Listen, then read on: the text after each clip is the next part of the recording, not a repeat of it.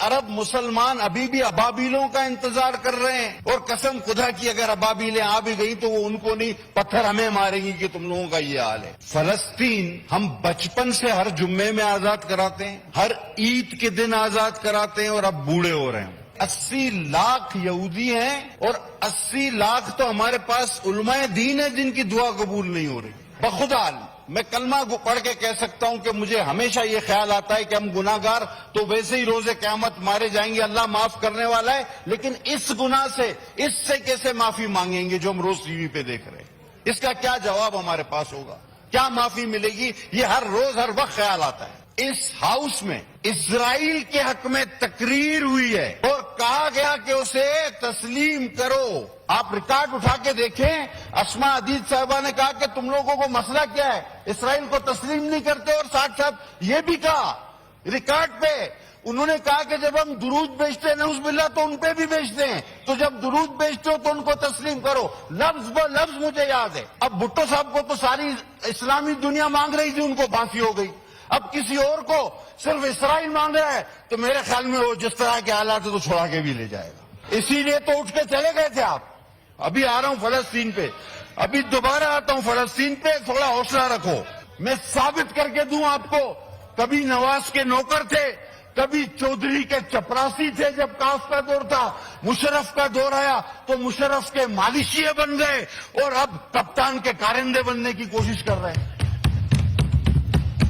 ایسے لوگوں سے آپ امید رکھتے ہیں؟ میں اپنی بات کا آغاز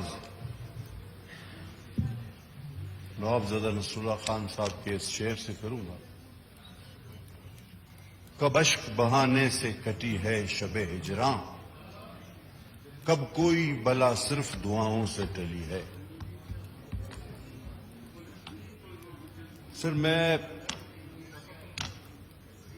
100% چاہتا تھا کہ میں اپنے بھائی صاحبزادہ کی باتوں کو انڈورس کروں، میں تو چاہ رہا تھا کہ 100% اس کو انڈورس کروں، لیکن ان کے جو اختتامی کلمات تھے اس کے بعد میں کہتا ہوں کہ میں 80% میں اپنے بھائی کی باتوں کو انڈورس کرتا ہوں، 20% میں تصحیح کی گنجائش ہے۔ سر، فلسطین ہم بچپن سے ہر جمعے میں آزاد کراتے ہیں، ہر عید کے دن آزاد کراتے ہیں، اور اب بوڑھے ہو رہے ہیں۔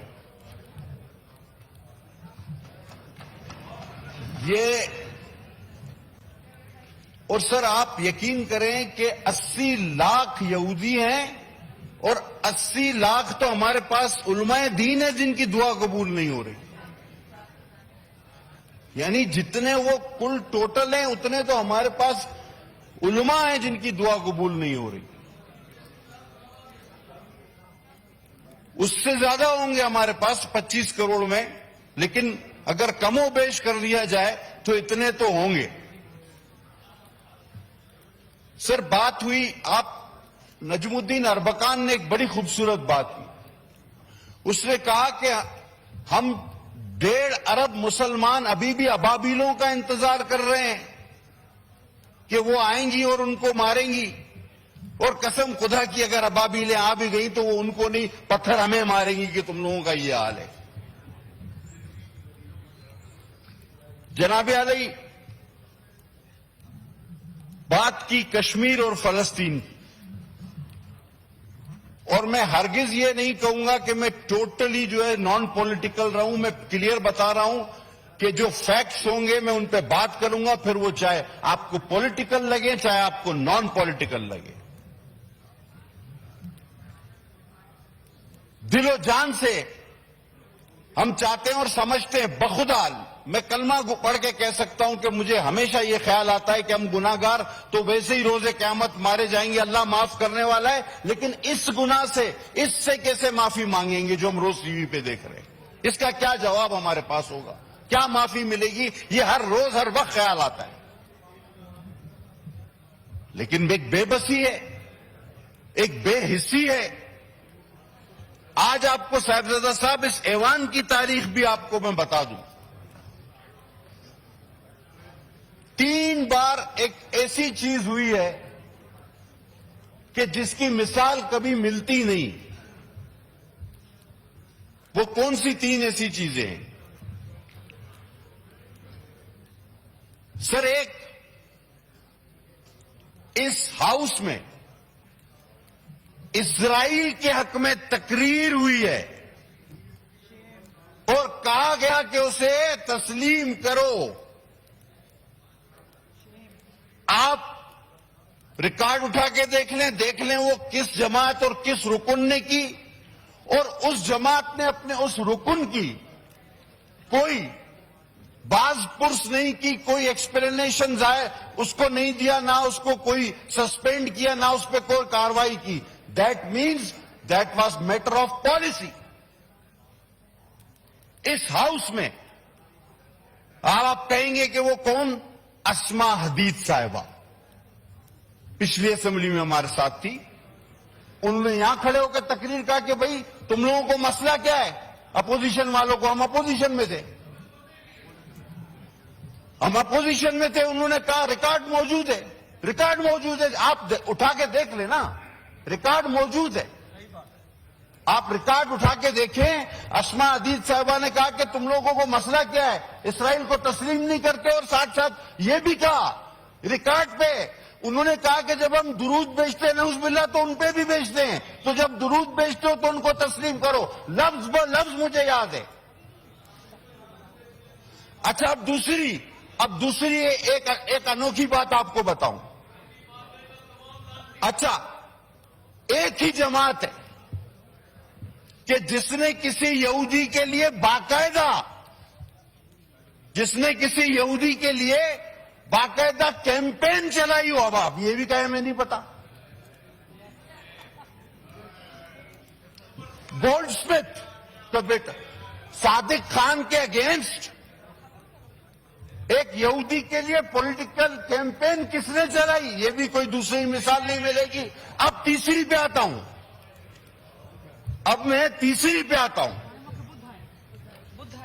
بھٹو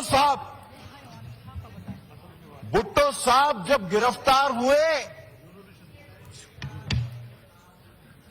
تو پوری اسلامی دنیا کے سربراہ انہیں مانگ رہے تھے اور کہہ رہے تھے اس کو پھانسی مت دینا، یاسر عرفات سمیت. اور ایک انوکھی بات ہے کہ آج اسرائیل اور امریکہ، اور خاص کر اسرائیل کے لیجسلیٹر پاکستان میں کسی کی رہائی کا مطالبہ کرتے ہیں. یہ بھی ہمیں پہلے کبھی ہوتے ہوئے نہیں دیکھا. اب آپ بتائیں کہ یہ تینوں انوکھے واقعات، کیا آپ نے، اب بھٹو صاحب کو تو ساری اسلامی دنیا مانگ رہی تھی، ان کو پھانسی ہو گئی.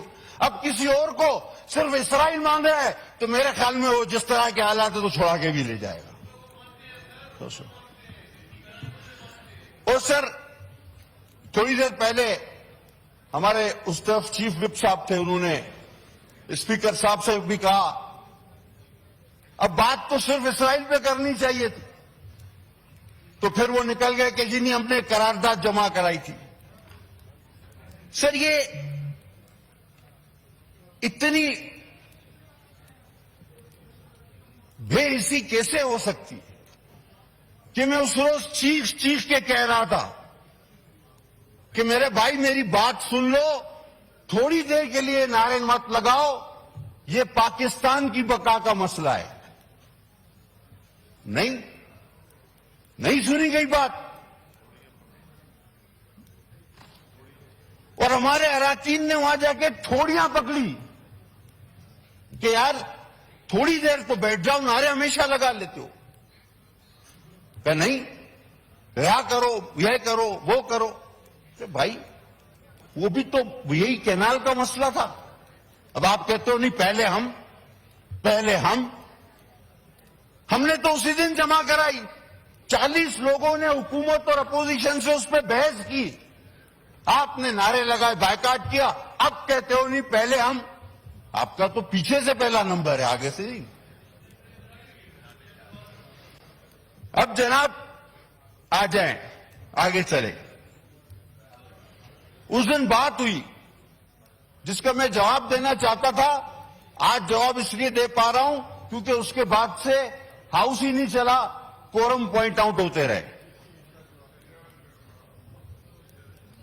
سر ایک چیز اور بھی ہے, ہمارے دوست تاریخ میں تھوڑا سا پیچھے بھی دیکھ لینا تو ایک کینال جلال پور کی 2018 کی گورنمنٹ نے بھی اپروو کی تھی, اور اس کا سنگ بنیاد وزیر اعظم رکھنے جا رہے تھے, وہ بھی انڈس کا پانی تھا. ہم اس کی بھی مخالفت کرتے تھے, ہم آج بھی ہر کنال کی مخالفت کریں گے. اور مجھے بڑا افسوس ہوا کہ سر یہ جو وزیر اعظم کے بعد سب سے اہم کرسی ہوتی ہے, اس کرسی کے کچھ سر اپنے بھی فرائض ہوتے ہیں, کچھ اس کی عزت رکھنی ہوتی ہے. بے دریغ وہاں پر بیٹھ کے جھوٹ نہیں بولنا چاہیے. انہوں نے ایک کاغذ لہرایا کہ جی یہ دیکھیں فلاں نے اس منصوبے کی منظوری دی ہے. ابھی ان کو اتنا عقل نہیں, اتنی سمجھ نہیں, اتنا علم نہیں کہ وہ منظوری کا فورم ہی نہیں, اور ان کے جو خیالات تھے, جو ان کا تاثرات تھے, جو ان کا فیصلہ تھا, وہ انہوں نے آپ کے سامنے مشترکہ اجلاس میں سب کے سامنے بیان کر دیا کہ جو کہ بالکل یہ تھا کہ نو نو نیور. لیکن چونکہ سیاسی پوائنٹ اسکورنگ کرنی ہے, اور اس دن کہا گیا کہ جناب ایک غیر آئینی طریقے سے 9 تاریخ کو ایک حکومت کو ختم کیا گیا. مجھے آپ یہ آئین کانسٹیٹیوشن آپ کے پاس پڑھا ہے, مجھے آپ نو کانفیڈنس پڑھ کے سنا دیں, ابھی سب کو پتا چل جائے گا کہ that was the only constitutional no confidence only. تو فلسطین پہ تو میں نے بات کی تو آپ نے اس کے حق میں تقریریں کی ہیں, اسی لیے تو اٹھ کے چلے گئے تھے آپ. ابھی آ رہا ہوں فلسطین پہ, ابھی دوبارہ آتا ہوں فلسطین پہ, تھوڑا حوصلہ رکھو. جناب انہوں نے یہ کہا, نو کراس ٹاک, چیئر کو ایڈریس کریں پلیز. سر اب ان کا دوائی کا ٹائم ہو گیا تو میں کیا کروں. سر بات یہ ہے کہ جس دن سلامتی کونسل کی میٹنگ ہو رہی تھی تو رائے فرار اختیار کی گئی. اب اس کی اصل وجہ کیا تھی میں اس میں بھی آتا ہوں. لوگوں نے کہا جی اس کو نہیں بلایا, اس کو نہیں بلایا, اس کو نہیں بلایا. یہ بات نہیں تھی. بات اصل میں یہ تھی کہ جس طرح کی تقاریر وہاں سے ہوتی ہیں تو وہ تو یہاں خود آ کے بیٹھے ہوئے تھے, تو اس کے سامنے کون بات کرے گا. اس کے سامنے ہمت ہی نہیں تھی بات کرنے کی.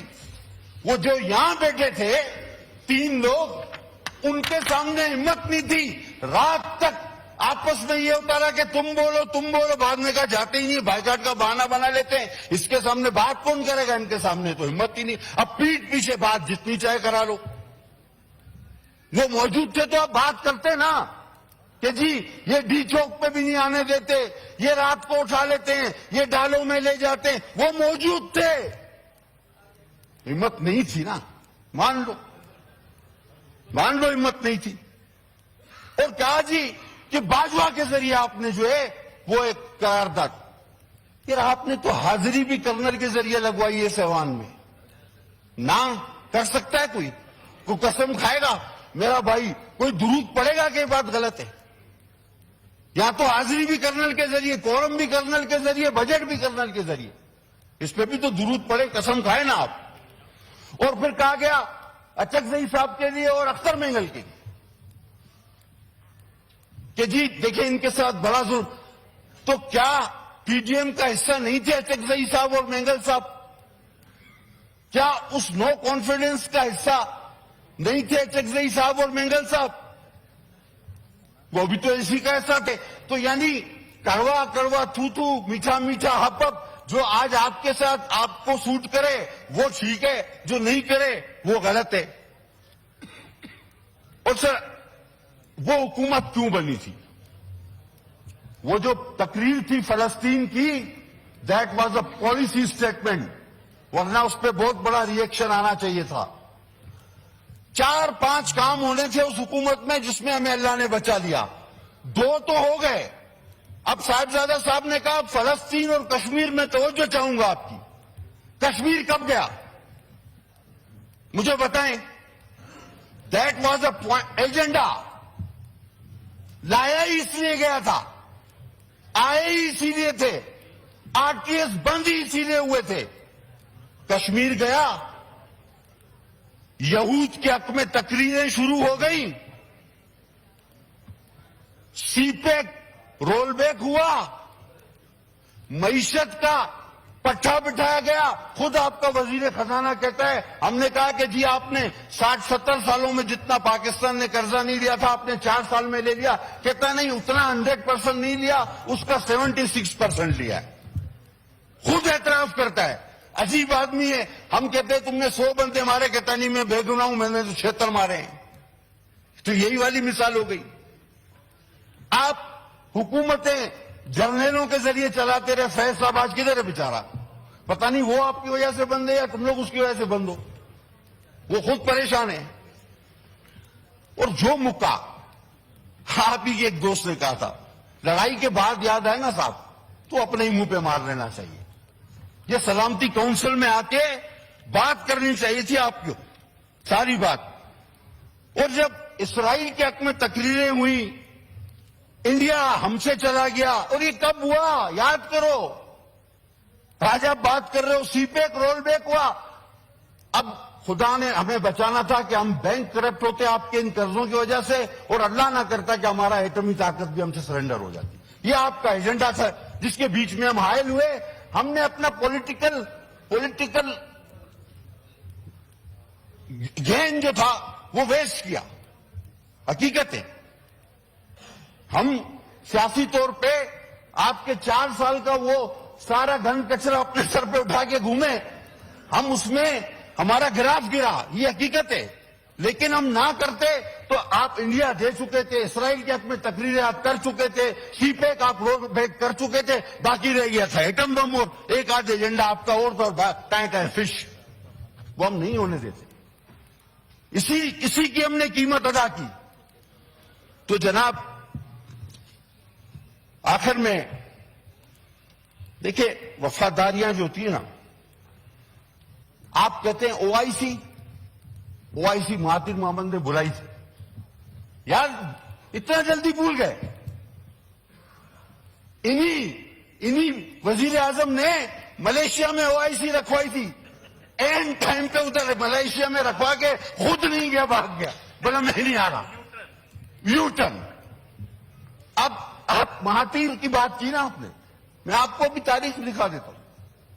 یہی وزیر اعظم نے کہا تھا کہ او آئی سی وہاں رکھتے ہیں اسلامی.